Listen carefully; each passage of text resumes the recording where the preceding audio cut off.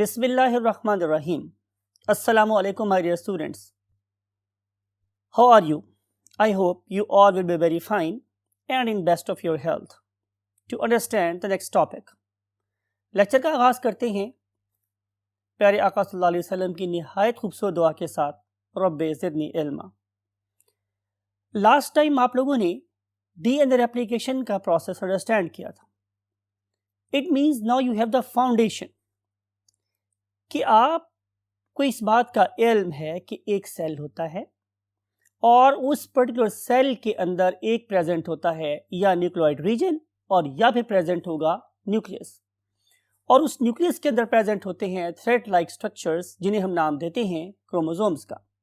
और क्रोमोसोम्स बने होते हैं दो चीज़ों के, मीन टू से डीएनए एंड प्रोटीन्स।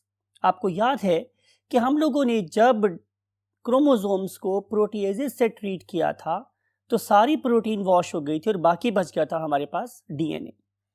और जो डीएनए है बेसिकली वही कोड ऑफ लाइफ है, राइट। फिर हम लोगों ने उस पर्टिकुलर डीएनए को डिफरेंट मेथड से ओपन करके, डिफरेंट एंजाइम से ओपन करके उसकी कॉपीज लाने के प्रोसेस को अंडरस्टैंड किया था। आज हम ये देखना चाहते हैं कि क्या हमारा डीएनए सारे का सारा एक ही सिंगल पीस है या उसके ऊपर इंफॉर्मेशन डिफरेंट पीसेस में, चंक्स में लगी हुई है, राइट। इस टॉपिक को अंडरस्टैंड करने के लिए हम चलते हैं व्हाइट बोर्ड पर। So let's go to the white board. Yes my dear students, as you can see on the board हम देख रहे हैं आज चैप्टर नंबर 20 का लेक्चर नंबर 9। आप लोगों की बुक इस टॉपिक को यूं शुरू कर रही है, that is called as what is basically a gene. यानी मैंने आपसे इंट्रोडक्शन में बोला था कि क्या हमारा सारे का सारा डीएनए ही कोडेड है या उसमें कोई स्पेसिफिक रीजन्स हैं कि जहां पे जीन्स या इंफॉर्मेशन को कोड किया गया है। और अगर इंफॉर्मेशन पीसेस में कोडेड है तो हमने उस चीज को कैसे डिड्यूस किया, कैसे एक्सपेरिमेंट्स हमने प्रूफ किया, ये सारी बातें आज हम आपसे करेंगे। आपको याद होगा माय डियर स्टूडेंट्स, मैंने लिखा है तुम्हें याद होगा जरा कि हम लोगों ने अभी तो नहीं लेकिन ग्रेड 9-10 में हम लोगों ने मेंडल के वर्क को बड़ी डिटेल से पढ़ा। और जॉन ग्रेगर मेंडल ने जो अपना जो काम था वो 1865, 1866, 1867 के दौर में प्रिंट किया। और आज हम जिस ईयर की बात कर रहे हैं दैट इज 1902, यानी कि अब दुनिया जॉन ग्रेगर मेंडल के वर्क से आशना हो चुकी थी। उन्हें इस बात का बिल्कुल कॉन्सेप्ट था कि डोमिनेंट ट्रेट्स क्या होते हैं और रिसेसिव ट्रेट्स क्या होते हैं। अगर मैं आप लोगों को थोड़ी सी भूली बिसरी याद करवाऊं ग्रेड 10 की, तो आपको याद होगा कि हमारे रिसेसिव ट्रेट्स वो ट्रेट्स होते हैं जो हर जनरेशन में अपीयर नहीं होते, बल्कि वो जनरेशन को स्किप करते हैं। और आपको ये भी याद है कि हमेशा रिसेसिव ट्रेट्स तब अपीयर होंगे जब वो इकट्ठे हो जाएंगे। फॉर एग्जाम्पल, अगर कैपिटल टी है तो टॉल होगा, और अगर कैपिटल टी स्मॉल टी हुआ तो ये भी टॉल होगा, क्योंकि single capital T is dominant over small T. तो कैपिटल टी मीन टॉलनेस का जीन अपने आप को शो करवा सकता है। लेकिन देखें, क्या स्मॉल टी ने अपने आप को शो करवाया? तो आंसर इज नो। लेकिन अगर मैं इसकी थर्ड टाइप को देख रहा हूं तो आपको नजर आ रहा है कि जब स्मॉल टी इकट्ठे हुए तो अब एक रिसेसिव ट्रेट अपीयर हो गया। तो हमने आपसे जॉन ग्रेगर मेंडल के रेफरेंस से 3 बातें की हैं। पहली बात कि रिसेसिव ट्रेट्स हमेशा पेयर की फॉर्म में अपीयर होते हैं। दूसरी बात, डोमिनेंट ट्रेट की प्रेजेंस में अपने आप को शो नहीं कर पाते। और तीसरी बात है कि जनरेशन स्किप करते हैं। इन्हीं सारी इंफॉर्मेशन को माइंड में रखते हुए एक और pair of great scientist, one of them was Archibald and other one was William Bateson. इन्होंने क्या किया कि इन्होंने 1902 में सेट्स ऑफ एक्सपेरिमेंट्स किए ऑन डिफरेंट फैमिलीज। जब मैं एक्सपेरिमेंट की बात करूंगा तो आपने क्या करना है माय डियर स्टूडेंट्स कि आपने अपनी बुक के पेज नंबर 193 को जरा खोल के देखना है। उसमें आपको नजर आएगी ये वाली डायग्राम। आप इस डायग्राम में देख रहे हैं कि हम लोग एक फीमेल को सर्कल से और एक मेल को एक बॉक्स से रिप्रेजेंट करते हैं। ये डायग्राम क्या कहलाती है? Pedigree, right.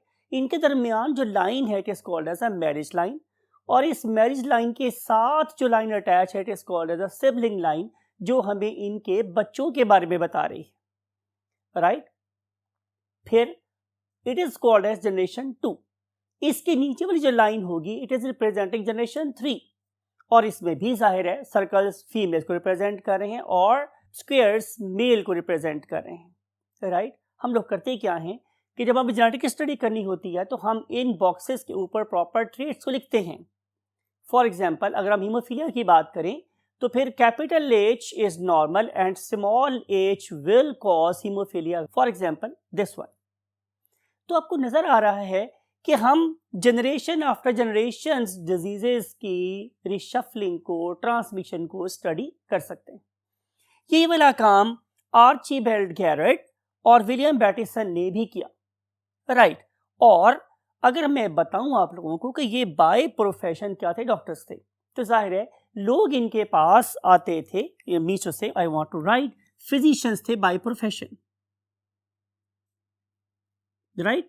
और लोग इनके पास आते थे डिफरेंट किस्म की बीमारियों के साथ, और जाहिर है बीइंग डॉक्टर वो उनसे फैमिली हिस्ट्री भी लेते थे, और इस तरीके से उनके पास डाटा इकट्ठा होता चल जाता था कि फॉर एग्जांपल मेरे पास कोई पेशेंट आए तो मैं उससे पूछूंगा कि ये बीमारी मिसाल के तौर पे आपके फादर में थी या नहीं थी, आपके दादा में थी या नहीं थी, या आपके नाना में थी या नहीं थी। तो इस तरीके से हम इंफॉर्मेशन को गैदर कर सकते हैं।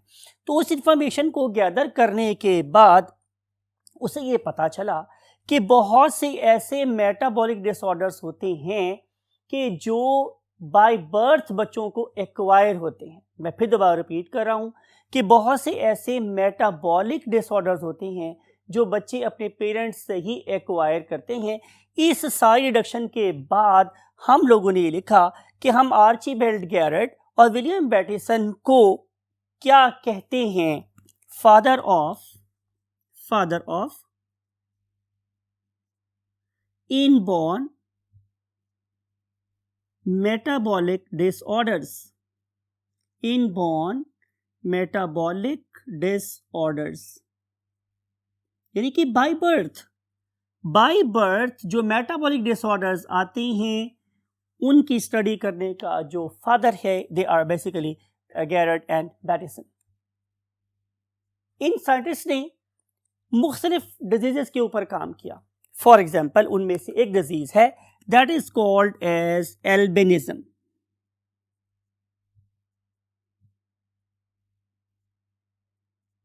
राइट। एल्बिनिज्म का मतलब ये होता है कि किस तरीके से जो बीमारी है वो जनरेशन आफ्टर जनरेशन ट्रांसफर होती है एक डिसऑर्डर की, that lack definitely production of pigments in the body. यानी कि अगर आप अपनी बॉडी को देखें तो आपकी बॉडी का, आपकी स्किन का एक खास कलर है।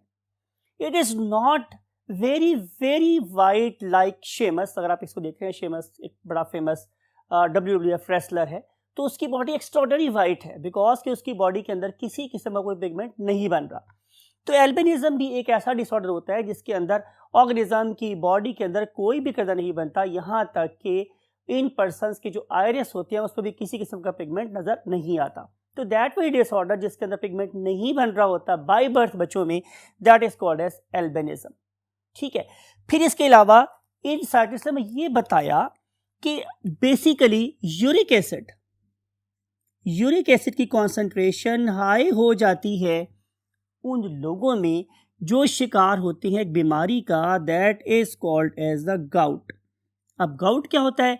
ये छोटे जोड़ों की इन्फ्लेमेशन होती है। Look at this very image, यहाँ पे हमने आप लोगों के लिए डिफरेंट गाउट्स की पिक्चर लगाई, राइट। तो why this inflammation is taking place? Due to very high concentration of uric acid in the body.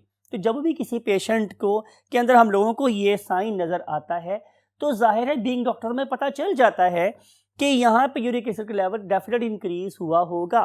लेकिन चूंकि इस पर्टिकुलर डिजीज की और कॉजेज भी हो सकती है इन्फ्लेमेशन की पर्टिकुलरली, तो फिर उस चीज़ को वेरीफाई करने के लिए कि क्या जो हमारी स्पेकुलेशन है या जो हमारी डिडक्शन है वो सही है। हम लोग क्या कहते हैं कि आप अपना ब्लड का यूरिक एसिड लेवल चेक करवाएं, तो as per our expectation usually वो हाई ही होता है, राइट।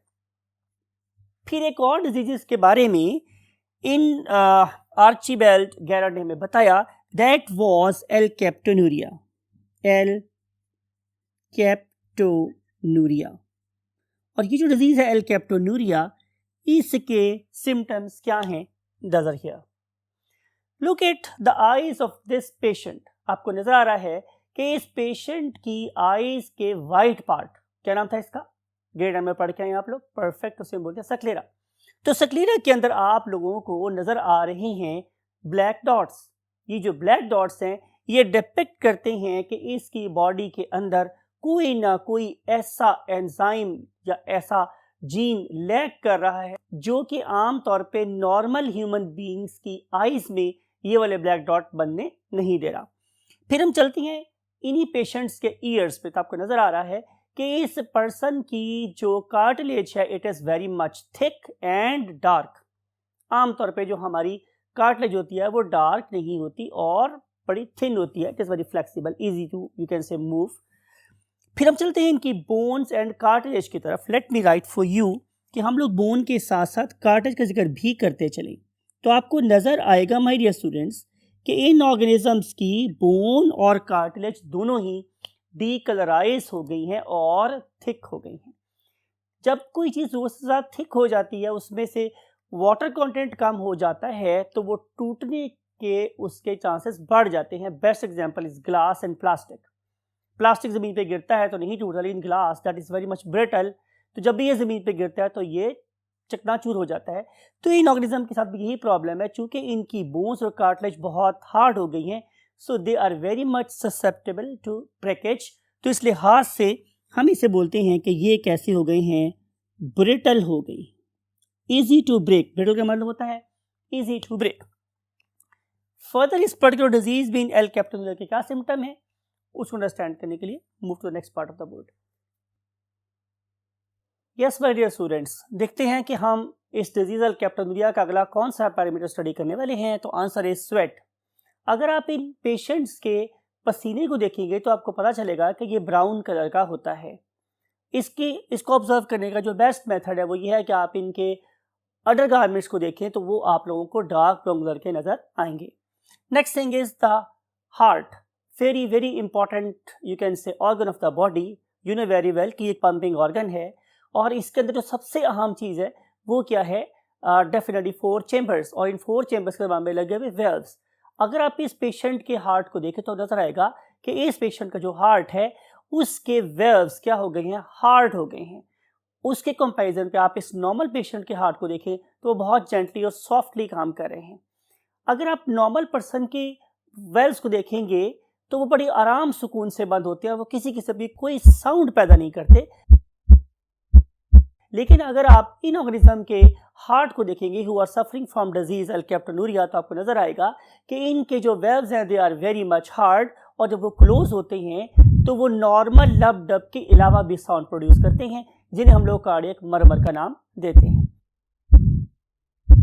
इसके अलावा माय डियर स्टूडेंट्स, अगर किसी पर्सन के वेल्व हार्ड होंगे तो वो खुलने में और बंद होने में देर लगाएंगे, जिसकी वजह से हमारे हार्ट को नॉर्मल से ज़्यादा काम करना पड़ता है, जिसकी वजह से डिजीज़ कहलाती है कार्डियोमेगैली।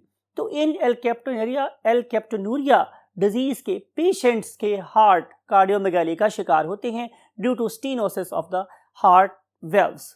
प्लस इसके अलावा माय डियर स्टूडेंट्स एक और डिजीज़ जो इन लोगों को होती है that is called as disease of the blood vessels. और अगर आप देखें तो आपको पता चलेगा कि इनकी ब्लड वेसल्स की जो वॉल्स हैं वो भी क्या हो जाती हैं? हार्ड हो जाती हैं। और आपको पता है कि ये डिजीज़ कहलाती है हमारे पास व्हाट? एथेरोस्क्लेरोसिस। और एथेरोस्क्लेरोसिस की वजह से आम तौर पे डिजीज़ हो जाती है क्या? हाई ब्लड प्रेशर, और सिंपली हम इसे हाइपरटेंशन का नाम भी देते हैं।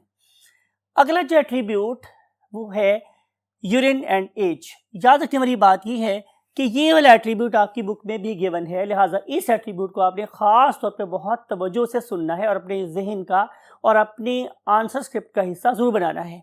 वो क्या है माय डियर स्टूडेंट्स कि अगर आप इनके यूरिन को देखें तो यूरिन हो जाता है इनका ब्लैक, और आम तौर पे ये प्रॉब्लम स्टार्ट होती है 20s और 30s में, राइट माय डियर स्टूडेंट्स। तो 20s में और 30s में आम तौर पर डिजीज स्टार्ट होती है। इसका मतलब है कि टीन एज में इसके सिम्टम अपीयर यूजुअली नहीं होते और उसके बाद या उससे करीब कहीं करके ये स्टार्ट हो जाती। इसका जो सबसे अहम सिम्टम है वो है my dear students black urine, right. तो इस पर्टिकुलर ब्लैक यूरिन की गिद मैंने बॉक्स भी लगा दिया है और इसके ऊपर मैंने स्टार भी लगा दिया ताकि पता चले कि ये कितनी कोई इंपॉर्टेंट सी बात है। इस पर्टिकुलर ब्लैक यूरिन के पीछे जो कॉज है, अंडरलाइंग मैकेनिज्म है, वो है lack of an enzyme. Lack of an enzyme. Can anybody guess कि इसका नेम क्या होना चाहिए? तो इसका नेम है my dear students HGD। H stands for homogentasic acid and D stands for dioxygenase। तो पूरा नाम लिखेंगे अगर हम लोग तो वो क्या बनेगा? homogentasic acid, homogentasic acid, dioxygenase, dioxygenase, right. अगर किसी ऑर्गेनिज्म की बॉडी में होमोजेंटासिक एसिड डाइऑक्सीजनेज एंजाइम नहीं होगा तो फिर उसकी बॉडी के अंदर, उसके ब्लड के अंदर होमोजेंटासिक एसिड जमा होना शुरू हो जाएगा। इट बिगिन टू एक्यूमुलेट, जमा होना शुरू हो जाएगा, जिसकी वजह से इसकी बॉडी के अंदर वो सारे सिम्टम अपीयर होते हैं जो हमने देखे regarding eyes, years, bones, cartilage, heart muscle, heart valves, blood vessels, all this stuff, जिसकी वजह से ये सारी प्रॉब्लम आ रही होती हैं। और इसी की वजह से होमोजेंटासिक एसिड की एक्यूमुलेशन की वजह से ही जब कभी यूरिन को हम टेस्ट ट्यूब में डाल के रखेंगे तो वो क्या हो जाएगा? ब्लैक हो जाएगा। Look at this very you can से इमेज और एनिमेशन। आपको नजर आ रहा है कि ये एक नॉर्मल पर्सन का यूरिन है एक टेस्ट ट्यूब के अंदर। काफी देर पढ़ने के बाद भी ये स्टिल कैसा रहा? येलो ही रहा। लेकिन इस पर्टिकुलर ऑर्गेनिज्म के यूरिन को देखें, who is suffering from disease alkaptonuria, तो आपको नजर आ रहा है कि इसका यूरिन बहुत जल्दी से क्या हो गया? ब्लैक हो गया। तो ये क्यों ब्लैक हो गया? Due to homogentisic acid. अब एक आम पर्सन की बॉडी में क्यों नहीं ऐसा हुआ? उसकी रीजन ये थी कि होमोजेंटासिक एसिड को डाइऑक्सीजनेशन के प्रोसेस से गुजारा गया, यानी कि इसके अंदर 2 ऑक्सीजन और ऐड की गई और इवेंचुअली उससे क्या बन गया हमारे पास? एसीटोएसीटेट और फ्यूमरेट। यानी कि अगर एक ऑर्गेनिज्म की बॉडी में देखा जाए तो उसमें आपको नॉर्मल की बात है, एक नॉर्मल ऑर्गेनिज्म की बॉडी में आप लोगों को होमोजेंटासिक एसिड नजर नहीं आएगा, बल्कि उसके ब्लड में आप लोगों को फ्यूमरेट और एसीटोएसीटेट नजर आएंगे। सवाल ये है कि क्या ऐसा पॉसिबल है कि अगर मैं इन ऑर्गेनिजम्स को इन ब्लैक किस्म के सिम्टम्स से बचाना चाहता हूं तो मैं इनकी फूड के अंदर कोई मॉडिफिकेशन कर दूं? भाई इनकी बॉडी के अंदर होमोजेंटासिक एसिड प्रोड्यूस ही ना हो।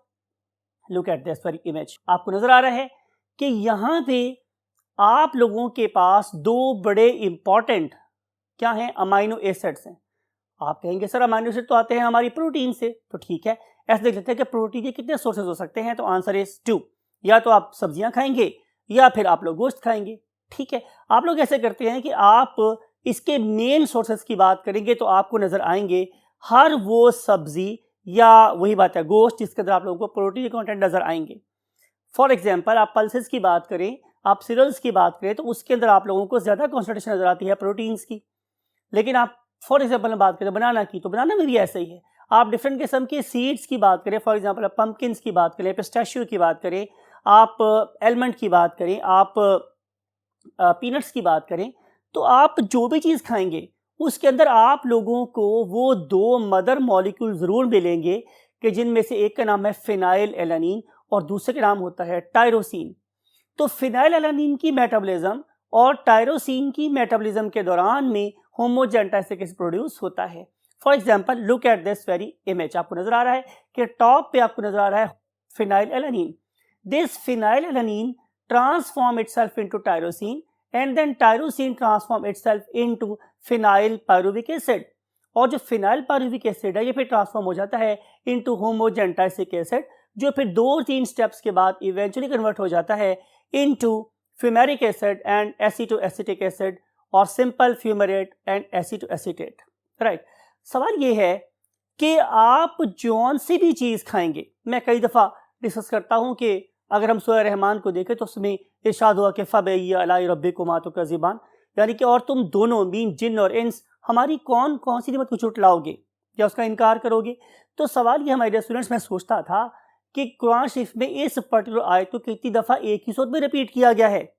तो मैं ये समझता हूँ इतना कुछ पढ़ने के बाद कि अगर ये पूरी सूरत सिर्फ इसी लफ्ज़ पे, इसी आयत पे लिखी जाती, या शायद पूरा कुरान ही लिखा जाता, तो तब भी उन नेमतों का शुक्र अदा न होता जो हमें हमारी बॉडी के अंदर मिल रहा है। तो बात हो रही है हमारे स्टूडेंट्स कि आप जौन से भी प्रोटीन खाएंगे उसके अंदर आप लोगों को फिनाइलएलानिन और टायरोसिन तो मिलेगा ही, और मिलना ज़रूरी भी बहुत है। क्यों? कि लुक एट दिस इमेज, ये बहुत ही इंपॉर्टेंट काम की बात है कि आप देखें कि आपके क्रेब्स साइकिल को ऑपरेट करने के लिए दो चीज़ों की अशद ज़रूरत है। उसमें से का नाम क्या है? फेमेरिक एसिड।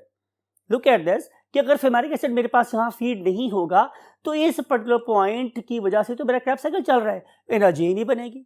फिर आप देखें कि इस पर्टिकुलर क्रैब साइकिल का मदर मॉलिक्यूल, जिसे हम लोग क्या बोलते हैं, पायरुविक एसिड, उसको ऑपरेट करवाने के लिए भी look at the top right corner, आपको नजर आ रहा है यहाँ पे एसिटोएसिटेट चाहिए है। तो फ़बेय्यलाइरब्बिकुमा तुकज़्ज़िबान, यानी कि इसका ताल्लुक सिर्फ हमारी प्रोटीन मेटाबॉलिज्म से नहीं है, बल्कि इसका ताल्लुक हमारे कार्बोहाइड्रेट मेटाबॉलिज्म के साथ भी है। सो इस लिहाज से ऐसा मुमकिन नहीं है कि हम इन ऑर्गेनिज्म को कहें कि जनाब आप प्रोटीन ना खाओ तो गुजारा हो जाएगा। हर सूरत में ये वाली चीज़ जो आप खा रहे हो उसमें फिनाइलएलानिन और टायरोसिन प्रेजेंट होते ही हैं। ये हो सकता है कि किसी फूड में थोड़ा कम हो, किसी में थोड़ा ज़्यादा हो। हम इसके सिम्टम्स की अपीयरेंस में डिले करवा सकते हैं, लेकिन जब तक इसके सिम्टम अपीयर होने होते हैं, मीन 20 साल तक या 18 साल तक या 16 साल तक, तब तक हम इतनी प्रोटीन खा चुके होते हैं, इतना ज़्यादा अमाउंट में चीज़ ऑलरेडी ब्लड में शामिल हो चुकी होती हैं कि इसको रुकना मुमकिन है। तो दुआ करनी चाहिए कि अल्लाह ताला हम लोगों को एब्सोल्यूट इस्तेता फरमाए। राइट। सो बात ये हो रही थी कि किस तरीके से होमोजेंटासिक एसिड हमारे ब्लड में एक्यूमुलेट होता है। उसकी रीज़न है absence of this very enzyme that is called as homogentisic acid डाइऑक्सीजनेज।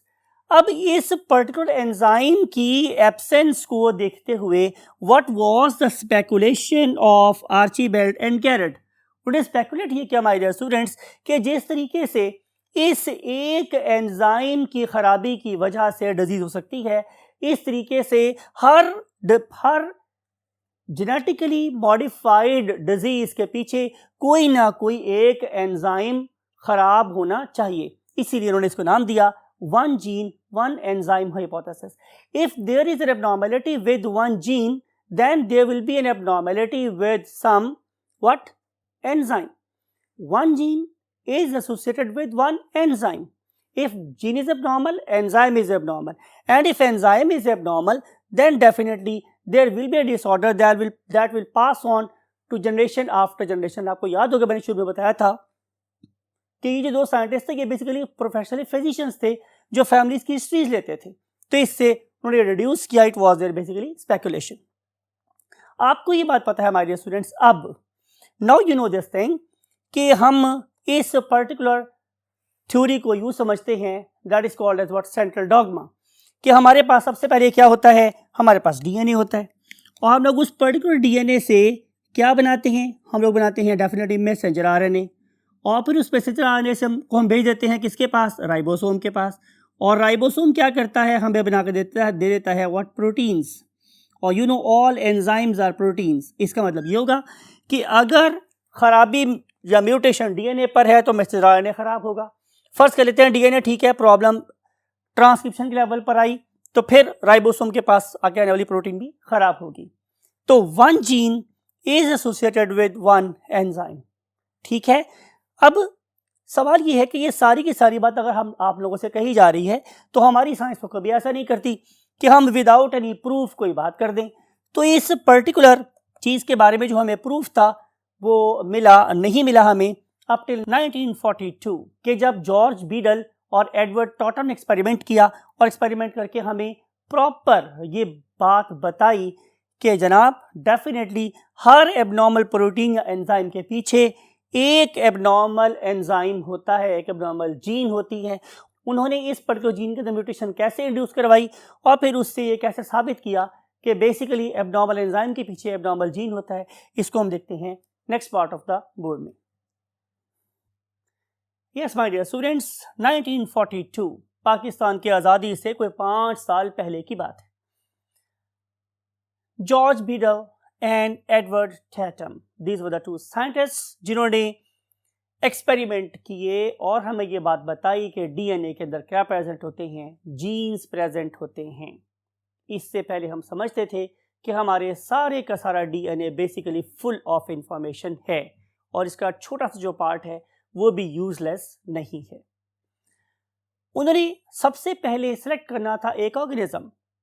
It is very very important कि उन्हें ये बात पता है कि एक पर्टिकुलर ट्रेट की वैरायटीज होती हैं और वो वेरिएशंस की वजह से पैदा होती हैं बिकॉज कि वो मेंडल के वर्क को पढ़ चुके। उन्हें ये वाली बात भी पता है कि डोमिनेंट जीन क्या होती है और रिसेसिव जीन क्या होती है। उन्हें इस बात का भी पता है कि फिनोटाइप क्या होती है और जीनोटाइप क्या होती है। तो उन्होंने सबसे पहले सेलेक्ट किया एक फंगस। मैं जगह यहाँ पर छोड़ा हुआ है वर्ड यहाँ पर, what is a stands a fungus. उन्होंने एक फंगस ली और उस पर्टिकुलर फंगस का नाम क्या है, Neurospora crassa. Look at this diagram, look at this image, this is basically Neurospora crassa. आप लोगों को समझाने के लिए या मुझे ये अच्छा लगता है कि मैं आपको पहले एक बात समझाऊं ताकि हम उस पर्टिकुलर चीज को बाद में आसानी से इस्तेमाल कर सकते हो। तो कुछ बातें आपको पता होनी चाहिए।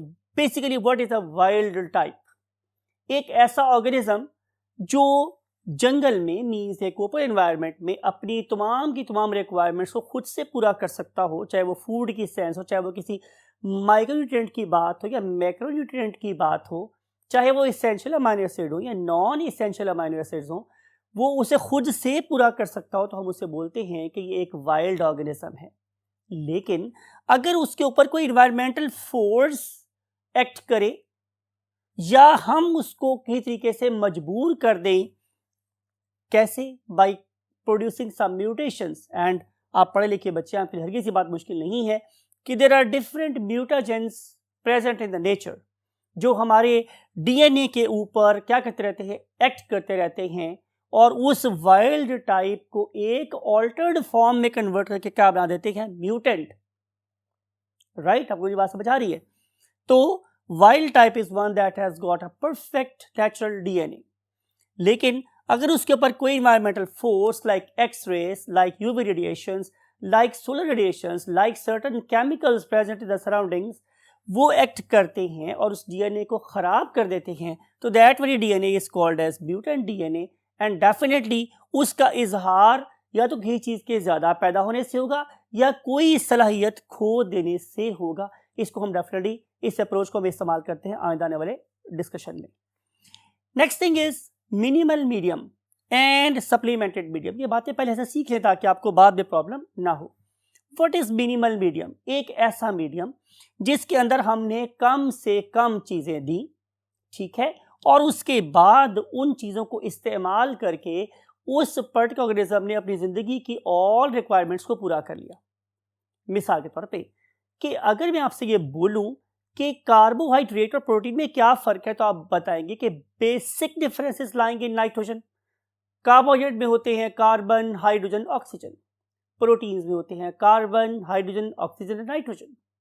राइट, अगर मैं आप लोगों को कार्बन का सोर्स दे दूं, ऑक्सीजन का सोर्स दे दूं, हाइड्रोजन का सोर्स दे दूं, नाइट्रोजन का सोर्स दे दूं और आप लोग उसको मिला के खुद से क्या बना लो, एक अमाइनो एसिड, तो इसका मतलब ये है कि मैंने आपको मिनिमम रिक्वायर्ड चीज़ें दी थी और आपने उसको इस्तेमाल करके अपनी ज़रूरत को पूरा कर लिया। What is meant by supplemented medium? मैंने ये देखा कि आप लोगों की बॉडी कोई चीज़ नहीं बना रही और मैंने वो चीज़ आप लोगों को फूड में देना शुरू कर दी। इसका मतलब है now I am providing you a supplemented food. जैसे कि आपको पता होगा हमारे पास डिफरेंट किस्म के सप्लीमेंट्स आते हैं, डिफरेंट किस्म की मल्टीविटामिन टैबलेट्स आती हैं, डिफरेंट किस्म के सप्लीमेंट्स आते हैं जो आप लोगों की प्रोटीन रिक्वायरमेंट और mineral requirement and vitamin requirement को पूरा कर रही होती है। तो supplemented medium is one that is provided with product, not with raw material. ये सिंपल रॉ मटेरियल्स हैं और ये क्या है, एक फिनिश्ड प्रोडक्ट है। अब मैंने आपको कार्बन, हाइड्रोजन, ऑक्सीजन, नाइट्रोजन नहीं दिया बल्कि मैंने आपको प्रॉपर अमाइनो एसिड्स दे दिए हैं खाने के लिए। तो इसका मतलब यह है कि मैंने आपकी फूड को अमाइनो एसिड सप्लीमेंट कर दिया है। इन सारी बातों को अपने माइंड में रखें कि वाइल्ड टाइप क्या होता है, म्यूटेंट क्या होता है, एक मिनिमल मीडियम क्या होता है जिसको बनाने के लिए हमने सिंपल शुगर्स प्रोवाइड कर दी, कुछ विटामिन्स दे दिए, राइट। बायोटिक सब्सटेंस आप लोगों को दे दिया, हम लोगों ने वाटर ऐड कर दिया, मिनरल्स ऐड कर दिए, तो ये कहलाएगा हमारे पास मिनिमल मीडियम। लेकिन अगर इसके अंदर मैंने खुद से डिफरेंट किस्म के अमाइनो एसिड्स खुद से ऐड कर दी, इसका मतलब यह है कि सप्लीमेंटेड मीडियम होगा, राइट। अब हम चलते हैं, एक टेस्ट ट्यूब लेते हैं और उस पर्टिकुलर टेस्ट ट्यूब के अंदर हम न्यूरोस्पोरा के स्पोर्स को उगाते हैं। आपको पता है कि फंगस का एक यूनिक करैक्टर है, वो क्या कि फंगस हमेशा ग्रो करते हैं, रिप्रोड्यूस करते हैं, अपने नंबर को इंक्रीज करते हैं ईदर सेक्सुअली और asexually by means of spores. तो हम लोगों ने उन पर्टिकुलर स्पोर्स को लिया और उसे मिनिमल मीडियम के अंदर डाल दिया। आपने देखा कि इस मिनिमल मीडियम की स्लांट के ऊपर और इवन अंदर भी इसके क्या बन गई है, ग्रोथ आ गई है। इसका मतलब ये हुआ कि हमारा जो वाइल्ड टाइप ऑर्गेनिज्म है, वाइल्ड टाइप ऑर्गेनिज्म वो मिनिमल मीडियम के ऊपर ग्रो कर सकता है। हमारा wild type organism minimal medium पे ग्रो कर सकता है या ग्रो करता है। तो ये हो गया मेरे पास वाइल्ड टाइप या कंट्रोल और रेफरेंस एक्सपेरिमेंट। फिर हमने क्या किया कि हम लोगों ने इन्हीं स्पोर्स को यहां लिया और उनके ऊपर हम लोगों ने क्या फॉल करवाई, एक्सरेज। तो जब मैंने उनके ऊपर एक्सरेज फॉल करवाई तो उनके अंदर हो गई क्या, चेंज। इसीलिए मैंने यहां पे कलर कोई और यहां पे कलर कोई और लिया है। यानी कि ये मेरे पास वाइल्ड स्पोर्स है, ये मेरे पास कैसे स्पोर्स है स्टूडेंट्स, वाइल्ड स्पोर्स।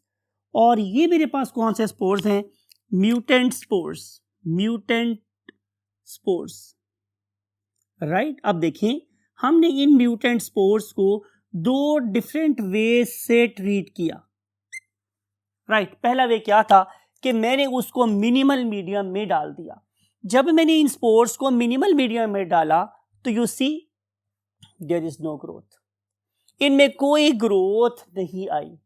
इसका मतलब यह है कि जो मेरी स्पेकुलेशन थी, जो मेरा ख्याल था कि मैं अगर इन पर्टिकुलर स्पोर्स को एक्सरे से ट्रीट करूंगा तो इनके अंदर कोई ना कोई सलाहियत कम हो जाएगी, वो वाकई यहाँ पे नजर आई कि अब उनके अंदर ये सलाहियत ख़त्म हो गई है कि वो मिनिमल मीडियम में चीज़ों को लेके अपनी रिक्वायरमेंट फुलफिल कर सकते हैं। It means they are facing some problem in synthesis of the substances that were present in the initial stage. अब मुझे देखना था स्टेप नंबर 2 में, ये कौन सा स्टेप था मेरे पास, स्टेप नंबर 1। अब मैंने क्या करना था कि मैं देखूं कि इनमें से कोई जिंदा या काम का स्पोर बच्चा भी है या नहीं। तो उसके लिए मैंने स्टेप नंबर 2 किया। मैंने क्या किया कि मैंने इस पर्टिकुलर ट्यूब में मिनिमल मीडियम के साथ क्या लिया स्टूडेंट्स, मैंने मिनिमल मीडियम लिया और इस मिनिमल मीडियम के साथ मैंने ऑल 20 अमाइनो एसिड डाल दी। जितने अमाइनो एसिड एसेंशियल्स थे मैंने सारे डाल दी। तो मैंने क्या देखा कि अमाइनो एसिड जब मैंने ऐड किए तो ग्रोथ अपीयर हो गई। इसका मतलब यह है कि मेरी एक और स्पेकुलेशन ठीक हो गई। मैं आपसे हमेशा बोलता हूं कि जो साइंटिस्ट होता है, शायर होता है, अदीब होता है, वो आम लोगों से शायद 100 साल आगे देखते सोचने की साइड रखता है। They were thinking, they were perceiving, they have got some thinking brain on the shoulders. उनका जो ख्याल था कि शायद इस वजह से खराबी अमाइनो एसिड की सिंथेसिस में आई है, वो यहाँ पे हमें ट्रू साबित होती हुई नजर आ रही है। तो अमाइनो एसिड के डालने से ग्रोथ आने का मतलब ये है कि now this wild type organism after facing X-rays is transformed into mutant spores. Wild type organisms can grow on minimal medium, but due to damage in the DNA or the genes, now they can only be grown on the supplemented medium and they were supplemented with 20 amino acid. इस मौके पे मुझे मुनीर अहमद नियाज़ी का खूबसूरत शेर याद आ रहा है। एक और दरिया का सामना था मुनीर मुझको, मैं एक दरिया के पार उतरा तो मैंने देखा। अब हमने एक मसला हल कर लिया तो हमारे आगे एक और मसला खड़ा हो गया है। मसला मेरे स्टूडेंट्स ये था कि इन 20 अमाइनो एसिड में से आखिर किस अमाइनो एसिड को सिंथेसाइज करने की एबिलिटी लूज हुई है। आपको मेरी बात समझ आ रही है कि जब इस पर्टिकुलर डीएनए को एक्सरे ने डैमेज किया तो उसकी वजह से इस पर्टिकुलर न्यूरोस्पोरा के अंदर कौन से अमाइनो एसिड को सिंथेसाइज ना करने की प्रॉब्लम डेवलप हुई है। तो इसको अंडरस्टैंड करने के लिए, इसको इवेलुएट करने के लिए, इसको सॉर्ट आउट करने के लिए, let's move to the last part of the board. Look at this my dear students. इसके लिए उन्होंने क्या किया कि उन्होंने 10 टेस्ट ट्यूब्स ली और उन पर्टिकुलर टेस्ट ट्यूब्स के अंदर उन्होंने मिनिमल मीडियम ऐड किया। यू कैन सी ब्लू वाला मिनिमल मीडियम है, और इसके नीचे उन्होंने प्लस और सब्सटेंसेस भी ऐड कर दिए, यानी कि ट्यूब नंबर 1 में उन्होंने मिनिमल मीडियम के साथ पिरिडॉक्सिन ऐड कर दिया, अगले में मिनिमल मीडियम के साथ para amino butyric acid means PABA add कर दिया, अगले में कोलिन ऐड कर दी, रिमेंबर विद मिनिमल मीडियम। फिर उन्हें इन ऑसिटोल ऐड किया, न्यूक्लिक एसिड ऐड किए, फॉलिक एसिड ऐड किया, आर्जिनिन ऐड किया, नियासिन ऐड किया, एंड देन राइबोफ्लेविन्स ऐड किया, एंड फाइंड थायमिन ऐड किया। और इन सब के साथ हमारे पास याद रखिए हमारी बात है कंट्रोल प्रेजेंट है जो मिनिमल मीडियम ही होता है। हमने क्या देखा माय डियर स्टूडेंट्स कि इनमें से मैं जौन सा सब्सटेंस मर्जी ऐड कर दूं ग्रोथ नहीं आ रही। ये जरा टेक्निकल बात है, जरा बात को गौर से समझिएगा। यानी कि अगर मैं पिरिडॉक्सिन ऐड करता हूं तो कोई फर्क नहीं पड़ता। इसका मतलब यह है कि पिरिडॉक्सिन की डेफिशिएंसी या प्रेजेंस ग्रोथ को अफेक्ट नहीं कर रही। सिमिलरली पाबा की एफिशिएंसी, प्रेजेंस और डेफिशिएंसी ग्रोथ पे अफेक्ट नहीं हो रही। लेकिन आप जरा गौर से इस आर्जिनिन को देखें।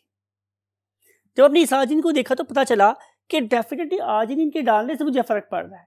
इसका मतलब ये होगा कि आर्जिनिन के सिंथेसिस में कहीं ना कहीं प्रॉब्लम आ गई है। मैं दोबारा रिपीट कर रहा हूं कि जब मैंने न्यूरोस्पोरा क्रासा के स्पोर्स के ऊपर एक्सरेज फॉल की तो बेसिकली उनका आर्जिनिन मेटाबॉलिज्म डिस्टर्ब हुआ है, बाकियों को कोई फर्क नहीं पड़ा। इसलिए ये वाली टेस्ट ट्यूब मेरे लिए वाइटल है, that is supplemented with arginine. तो अब हमारी जो रिसर्च थी उसका महवर ये था कि आर्जिनिन बेसिकली किस किस मरहले से गुजर के बनता है। हमने उन पत्थरों को देखना था कि जिन पे पांव रख के हमने इस आर्जिनिन की कहकशां तक पहुंचना था। बात समझ रही है आपको मेरे पास? तो हमारा ताल्लुक, हमारा फोकस अब सिर्फ आर्जिनिन मेटाबॉलिज्म के साथ है। राइट, तो आइए देखते हैं कि हमारी फाइनल डेस्टिनेशन क्या है। मैंने प्रॉपर एक मूवी के नाम भी लिखा है, आप देखिए, शायद आपने मूवी देखी होगी, फाइनल डेस्टिनेशन। हमारी फाइनल डेस्टिनेशन ये है कि हम देखें कि आर्जिनिन किस किस मरहले से गुजर के बनता है और उसके अंदर कौन कौन से एंजाइम्स इन्वॉल्व होते हैं। बिकॉज कि आपको याद है कि आर्ची बैरल्ड और बैटिसन ने और उसके बाद लेडरबर्ग एंड टैटम ने जिस फाउंडेशन के ऊपर काम किया है वो यही है कि हमारे पास कोई ना कोई एंजाइम खराब हो रहा है। तो आर्जिनिन बनाने में, आर्जिनिन के अल्टीमेटली बनने में कौन कौन से एंजाइम शामिल होते हैं, उसके लिए definitely we have to carry out different experiments. Experiment करने के लिए तो जाहिर हमें फर्दर बहुत कुछ देखना था, लेकिन हमने कंक्लूड क्या किया। फाइनली आपकी बुक यहाँ पे बात छोड़ती है कि प्रॉब्लम आर्जिनिन के साथ थी और after research of many years हमें क्या पता चला कि बेसिकली यहाँ पे एक पर्टिकुलर क्लस्टर है जो एक क्रोमोसोम के ऊपर लोकेट करता है, और उस पर्टिकुलर क्लस्टर के अंदर फर्दर क्या है, छोटे छोटे क्लस्टर्स है जहां पे कि एक स्पेसिफिक एंजाइम का क्या प्रेजेंट है, कोड। फॉर एग्जांपल आप लोग इस कंक्लूसिव डायग्राम को देखिए, ये मेरे पास एक क्रोमोसोम है और इस क्रोमोसोम के ऊपर देयर आर डिफरेंट क्लस्टर्स, और इन क्लस्टर्स के अंदर फर्दर सब क्लस्टर्स हो सकते हैं कि जो एक खास किस्म के जीन को कोड कर रहे हैं। फॉर एग्जांपल जीन का क्लस्टर 1, ये कौन सा जीन है, आर्जिनिन जीन है, उसका क्लस्टर 1 RGE है, इसका क्लस्टर 2 RGF कहलाता है, क्लस्टर 3 RGG कहलाता है और क्लस्टर 4 RGB कहलाता है। तो there are different clusters, those are lying on the same chromosome. अब हर एक क्लस्टर के अंदर जो प्रेजेंट जीन है, it is going to carry out synthesis of a specific enzyme. For example arginine E is basically going to make an enzyme that is going to catalyze a reaction between glutamate and ornithine. इसका मतलब ये होगा कि अगर arginine ई सही काम कर रहा है तो फिर ग्लूटामेट इस एंजाइम के साथ मिलके ऑर्निथीन में कन्वर्ट हो जाएगा। अगर मैं इस स्टेप को वेरीफाई करना चाहता हूं तो मुझे दो चीजों को टेस्ट करना पड़ेगा, ग्लूटामेट की प्रेजेंस को और ऑर्निथीन की प्रेजेंस को। अगर ये भी प्रेजेंट है और ये भी प्रेजेंट है, इसका मतलब यह है कि आर्जिनिन ई जीन अपना काम कर रहा है। फॉर एग्जाम्पल कि अगर ग्लूटामेट तो प्रेजेंट है लेकिन ऑर्निथीन प्रेजेंट नहीं है, तो इसका क्या मतलब होगा कि जाहिर है ये वाला एंजाइम खराब हो गया है। आपको समझिए हम किस तरह से चीज को इवेलुएट कर रहे होते हैं। अगर मेरे पास ग्लूटामेट भी बन रहा है और ऑर्निथीन भी बन रहा है, इसका मतलब यह है कि आर्जिनिन ई बिल्कुल परफेक्ट है, उसके अंदर कोई म्यूटेशन नहीं आई। सिमिलरली आर्जिनिन एफ एक और एंजाइम बनवाता है, and that very enzyme is going to catalyze a reaction between ornithine and citrulline. So presence of arginine F reflects conversion of ornithine into citrulline. So presence of ornithine and citrulline reflects normal working of arginine F gene. ठीक है, and go ahead. यानी कि अगर हम arginine succinate को देख रही हैं कि वो बन रहा है, इसका मतलब यह है कि आर्जिनिन जी जीन बिल्कुल सही काम कर रहा है। और अगर मेरे पास आर्जिनिन भी बन रहा है तो इसका मतलब है आरजीबी जीन भी सही काम कर रहा है। तो इनमें से इस पर्टिकुलर मेटाबॉलिक पाथवे में, यानी कि ग्लूटामेट का ऑर्निथीन में कन्वर्ट होना, ऑर्निथीन का सिट्रुलिन में कन्वर्ट होना, सिट्रुलिन का आर्जिनिन सक्सिनेट में कन्वर्ट हो जाना और फिर उसके फाइनली आर्जिनिन का बन जाना, रिफ्लेक्ट करता है कि यहाँ पे सारे के सारे आर्जिनिन के जीन्स बिल्कुल सही काम कर रहे हैं और उसकी जो एंजाइम है वो भी बिल्कुल सही बन रहे हैं। लेकिन अगर किसी भी मौके पे चेन ब्रेक हो जाती है, इसका मतलब है उसका पीछे वाला एंजाइम म्यूटेट हो गया है। तो इस तरीके से हम इस कंक्लूजन पर पहुंचे कि डिफरेंट किस्म के बायोकेमिकल रिएक्शंस वो हमेशा सिर्फ और सिर्फ एक सूरत पे काम कर सकते हैं कि जब उनके एंजाइम बिल्कुल सही काम कर रहे हों। और अगर एंजाइम सही काम कर रहे हैं तो मेटाबॉलिज्म चलता ही रहता है, कभी नहीं रुकता। लेकिन जो कंक्लूजन है वो ये है कि डीएनए एक कॉन्टिन्यूअस लैडर तो है, लेकिन उसके सारे के सारे पार्ट्स एक्टिव नहीं हैं। उसके कुछ पार्ट्स जीन्स के लिए एक्टिव हैं और कुछ पार्ट्स जिनके लिए एक्टिव नहीं है। ऐसा भी हो सकता है कि अगर हम इंट्रॉन और एक्सॉन के कंसेप्ट को कभी यहाँ पे इंक्लूड कर सके तो जो पार्ट एक वक्त में डीएनए का पार्ट रहेगा, जो सप्लाइज आउट नहीं होगा वो एक्टिव होगा, और जो पार्ट दूसरे टाइम पे एक्टिव होगा वो डेफिनेटली दूसरी किसी पॉलीपेप्टाइड को बनाने में काम इस्तेमाल हो सकता है। इसका मतलब ये होगा कि एक पर्टिकुलर जीन के अंदर भी हम डिफरेंट किस्म की पॉलीपेप्टाइड्स बना सकते हैं by the action of spliceosomes. For example अगर आप अपनी हीमोग्लोबिन की बात करें तो आपको पता है कि हमारी हीमोग्लोबिन में 4 पॉलीपेप्टाइड है, लेकिन उनका एक ही जीन है। उस पर्टिकुलर जीन के अंदर हमारे पास 4 डिफरेंट पॉलीपेप्टाइड्स सप्लाइसोसोम की एक्टिविटी से ही जनरेट होते हैं। तो चूंकि अब हम लेवल को, रिसर्च को बढ़ा चुके थे, किस लेवल पे आके एंजाइम के लेवल पर नहीं बल्कि पॉलीपेप्टाइड के लेवल पे, तो हम लोगों ने 1 जीन 1 एंजाइम हाइपोथेसिस को एलिवेट कर दिया एक और नाम के साथ, that is called as 1 gene 1 polypeptide hypothesis. तो जब तक आप लोगों के पॉलीपेप्टाइड सही बन रहे हैं आपका एंजाइम बिल्कुल सही बनेगा, लेकिन अगर पॉलीपेप्टाइड ही खराब हो गया तो एंजाइम भी खराब होगा। और अगर आपके एंजाइम बिल्कुल सही काम कर रहे हैं तो आपका कार्बोहाइड्रेट मेटाबॉलिज्म, आपकी प्रोटीन मेटाबॉलिज्म, आपकी लिपिड मेटाबॉलिज्म ये बिल्कुल सही होगी। वी आर बायोकेमिकल ऑर्गेनिजम्स, तो हमारी बायोकेमिस्ट्री अगर सही काम कर रही है तो मेरी सारी ऑर्गेनिक केमिस्ट्री मीन्स मेरे सेल, मेरी सेल मेम्ब्रेन, मेरी वेल्व्स, मेरी kidneys, everything will be okay, right. तो मैं पूरे का पूरा बिल्कुल सही फंक्शन करने में कामयाब हूँगा अगर मेरा डीएनए सही काम कर रहा है, अगर मेरे जीन्स सही काम कर रहे हैं। अगर मेरे किसी जीन में एब्नॉर्मैलिटी आएगी तो डेफिनेटली मेरी बॉडी उससे कोरेस्पॉन्डिंग कोई काम करने में कामयाब नहीं होगी। This is what we want to conclude from this particular topic.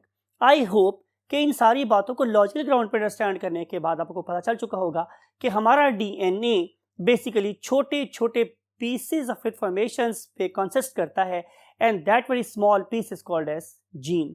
So many genes contribute to make you a human being. तो फ़बिअय्यि आलाइ रब्बिकुमा तुकज़्ज़िबान, सबसे बड़ा उसका एहसान हम पे यही है कि उसने हमें एक अपनी अहसन तकवीन चीज़ बनाया है, यानी कि इंसान बनाया है। अल्लाह ताला आप लोगों को अहसन तकवीन के दर्जे पे कायम रहने की सहायता अता फरमाए, और अपने पेरेंट्स का बहुत ख्याल रखिएगा, और जब कभी दुआ कीजिए तो हमारे लिए भी ज़रूर दुआ कीजिएगा। आई वॉन्ट टू से यू अल्लाह हाफ़िज़।